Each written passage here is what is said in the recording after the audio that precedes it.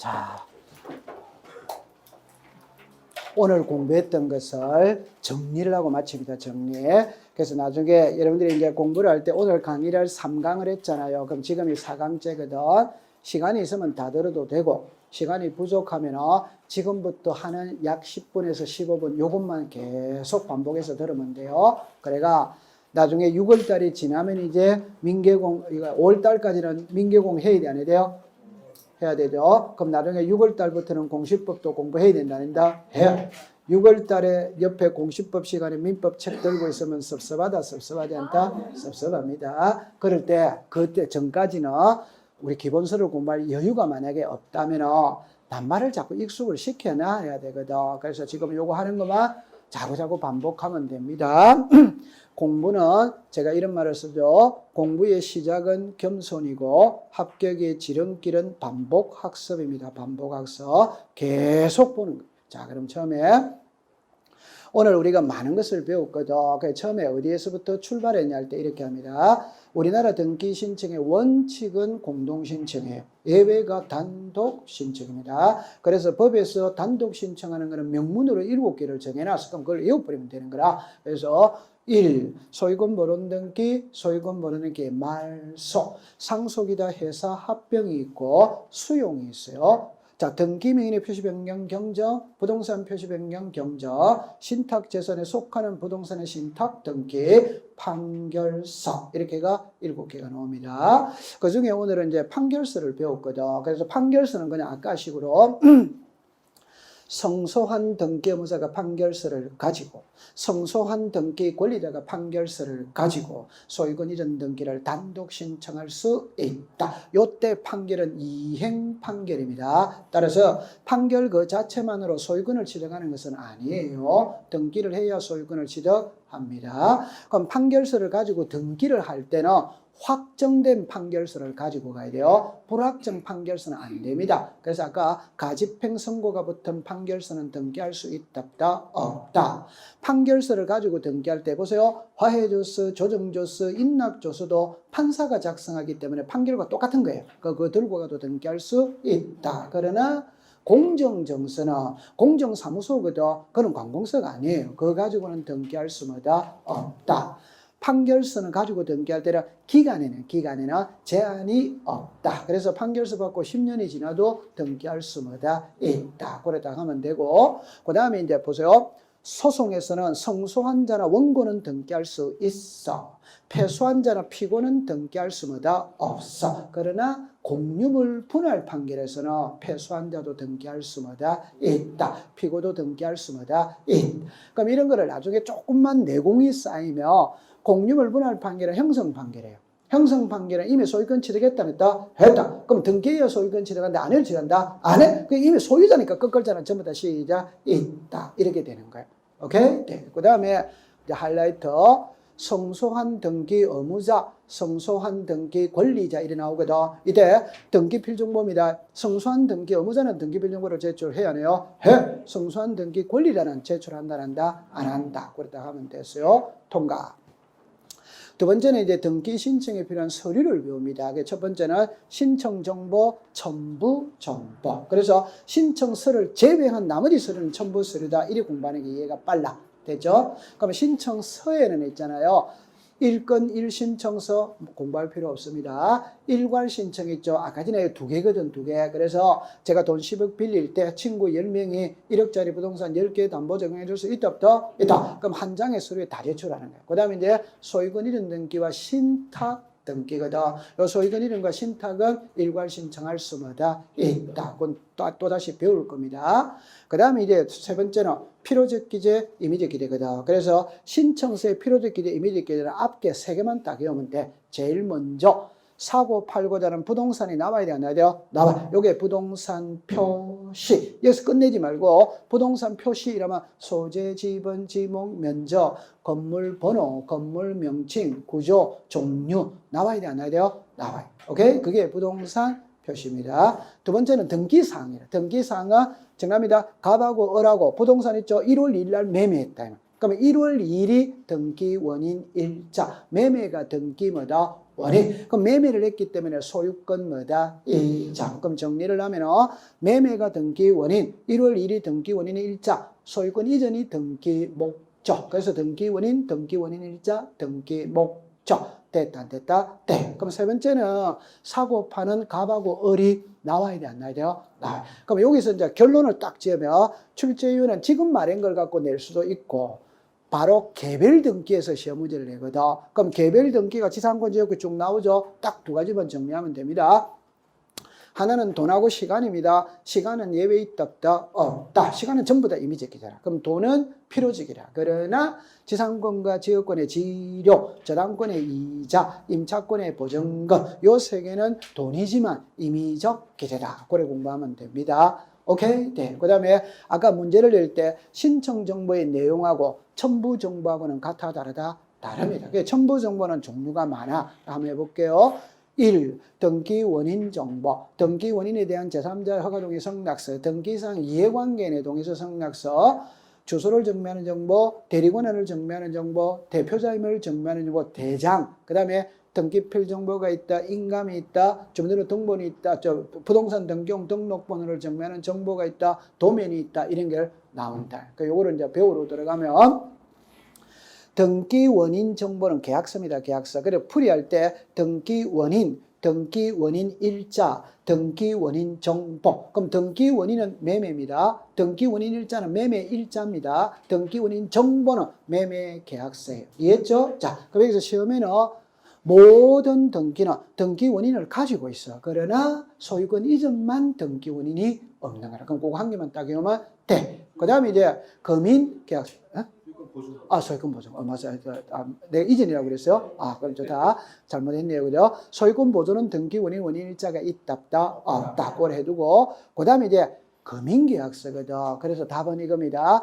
금인을 받는 이유는 조세포탈을 방지해서, 중간 생략 등기를 방지해서 조세포탈을 예방하는 것이거든.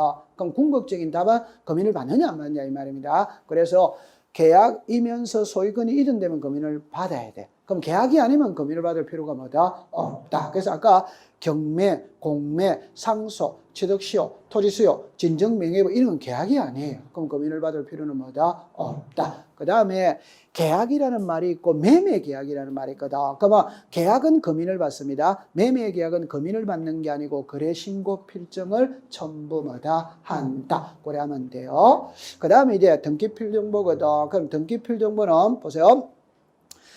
등기 완료 증명서라. 학교로 치면 졸업장입니다. 그래서 등기가 끝나면 등기필 정보를 작성해서 등기 권리자에게 교부를 해. 그러면 권리자가 가지고 있다가 권리자가 의무자가 되었을 때 제출하면 돼요, 안 돼요? 네. 그럼 궁극적인 출제 이유는 등기필 정보 제출을 말해요. 제출. 그럼 답입니다. 등기필 정보 제출은 의무자가 한다. 오더와이더 그럼 의무자가 한다는 소리는 단독이다, 공동이다? 공동. 단독에는 의무자가 없기 때문에 제출 안 해. 그러나 하는 예외 두 개 있거든. 한 개는 배웠어요. 성소한 등기 의무자가 판결 쓸 때는 한다. 그럼 나중에 가등기 명인이 가등기를 단독으로 말소할 때는 하는데 그건 아직 안 배웠어. 됐죠? 두 번째, 등기 필정보를 분실했을 때 어떻게 할 거냐? 재교부 없습니다. 그럼 해결 방법은 세 가지입니다. 하나는 직접 가면 돼. 이게 확인조서. 변호사 법무사에게 맡기면 돼. 이게 확인서면, 확인정보. 변호사 법무사 아닌 자에게 맡겼어. 이게 공정서면. 됐죠? 그럼 세 개 다 인감정보 해야 된다는다. 해. 그래 다 공부하면 돼요. 그 다음에 이제 인감증명서거든. 그 인감증명서는 본인인지 아닌지 확인하는 겁니다. 그래서 인감은 방문 신청에서만 있어요. 전자 신청에서는 없어요. 그럼 인감증명을 제출하는 경우입니다. 하는 경우 1. 소유권의 등기 명인이 등기 의무자, 가등기민의 가등기 말소, 등기필정보 멸실, 합필특례, 분필특례, 상속재산 분할 해비서, 동의서 성락서 이렇게 나왔죠. 이렇게가 1, 2, 3을 딱 갖고 있어야 돼요. 1, 2, 3은 소유권의 등기 명인이 등기 의무자, 가등기 명인이 가등기 말소, 등기필정보 멸실 요 세 개를 딱 가지고 있어야 돼요. 요 세 개는 공정받아도 인감 첨부해야 된다. 밑에 거는 공정을 받았다면 인감은 필요가 없다. 그 다음에 대리인이 등기할 때는 대리인의 인감도 같이 들어가야 돼요. 근데 요 세 개는 맞아. 그럼 그것도 하나가 상속재산 분할 협의서. 그때는 대리인이 할 때도 대리인의 인감을 첨부해야 된다. 그래 들어가면 됩니다. 자, 그럼 여기서 이제 하이라이트는 1번이거든. 자, 인감증명서는 등기 의무자가 제출한다. OX다. X. 인감증명서는 소유권이 등기 명인이 등기 의무자였을 때 제출한다. Y다. O. 그럼 소유권 보존은 단독이다, 공동이다? 단독. 의무자 자체가 있다, 없다? 없다. 제출 안 해요. 그럼 소유권 이전할 때 소유자가 누굽니까? 갑. 매도인이 의무자가 누굽니까? 갑. 인감청구 해야 된다, 아니다? 해야. 자, 그러면 소유권 이유입니다. 전세권 설정입니다. 소유자가 누구다? 가. 의무자가 누구다? 가. 그럼 인감 첨부 해. 전세권 말소입니다. 말소. 소유자는 누구다? 가. 의무자는 누구다? 얼. 인감 제출한다, 한다? 안 하죠. 전세권 설정할 때는 의무자는 누구다? 가. 인감 제출 해야 되는데요? 해. 정해 갑니다. 정해. 정해 가면 소유자는 누구다? 가. 의무자가 누구다? 가. 인감 첨부 한다. 감에 가면 소유자가 누구다? 가. 의무자는 누구다? 얼. 인감 제출한다, 한다? 안 한다. 우와, 잘하네요. 그죠? 그걸 딱 가지고 있으면 돼요. 자, 그 다음에 바로바로 해볼게요. 대장을 제출하는 등기는 소유권 보존, 소유권 이전, 부동산 표시의 변경, 멸실. 딱 그래가 키를 딱 잡을 때 오늘 몰라도 돼요. 부동산 표시와 멸실만 딱 갖고 가면 돼. 요거는 표제부에 한다. 갑 걸고 한다. 표제. 맞죠? 그러니까 이거는 이러면 대장을 전부 해야 된다는다. 해. 그래 딱 하면 되고. 도면이거든, 도면. 그럼 도면은 또 이랍니다. 키는 부동산 일부가 키입니다. 오케이? 부동산 일부 딱 들어가면 도면이 무조건 따라가야 돼. 그 다음에 소유권 보존이거든. 토지 소유권 보존 X, 건물 소유권 보존 X, 수개의 건물에 대한 소유권 보존은 O, 구분 건물 소유권 보존은 O. 도면은 전자문서로 작성하여 제출하는데 자연인과 비법인은 서면으로 작성해도 된다. 그래 됐죠? 그 다음에 이제 아까 부동산 등기용 등록번호입니다. 이건 사람으로 치면 주민등록 번호입니다. 오케이? 네. 그러면 이 부동산 등기용 등록번호를 부여하는 기관은 어쩔 수 없이 외우는 수밖에 없어. 그래서 국가나 지방자치단체는 국장이 합니다.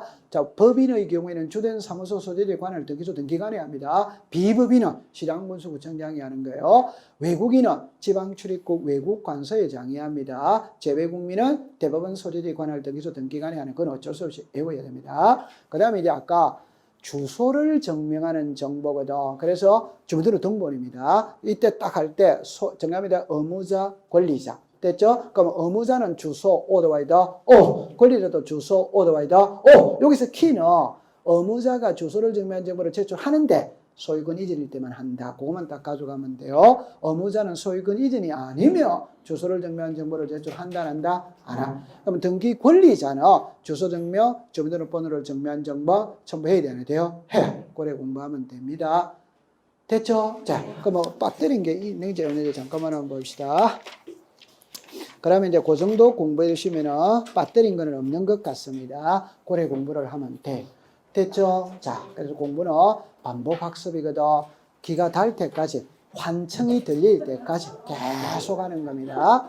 그 다음에 오늘 여기 이제 오신 분들 중에 제가 자료는 밴드에 다 올린다고 그랬거든, 밴드에. 그래서 밴드를 열면 한 개씩은 다 가지고 있잖아요, 밴드에. 그래서 밴드 검색란에 가서 부동산 공시법을 치면 돼.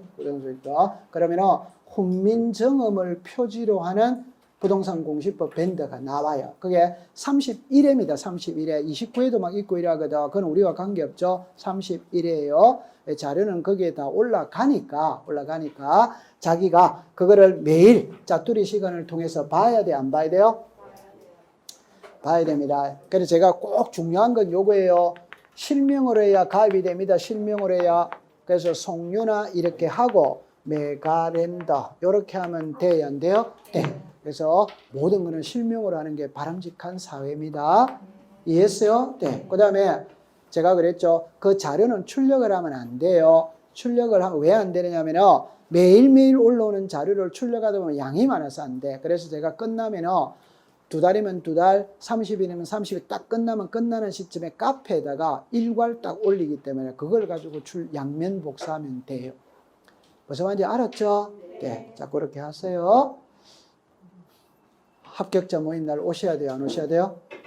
합격자 모임 날 가면 제가 그 겨울의 찻집 노래를 부릅니다. 그 노래를 듣고 싶으면 오고 듣고 싶지 않으면 안 옵니다. 제가 두 번째 이야기하는데 꼭 그 노래는 12시에 하는 거예요. 12시. 오케이? 네. 그래서 어제 아래도 제가 다른 데 가서 송년회를 했는데 그 노래를 듣기 위해서 많은 사람들이 12시까지 안 가더라고. 됐죠? 합격자 모임 날 9시에 집에 가면 계약서 쓴다, 못 쓴다? 못 씁니다. 합격자 모임 날에는 새벽 3시, 4시에 우유 배달하고 같이 들어가야 돼요. 그래야 계약서를 많이 쓸 수 있어요. 맞다, 안 맞다? 맞아요. 다음 주에 뵙겠습니다. 고생했습니다.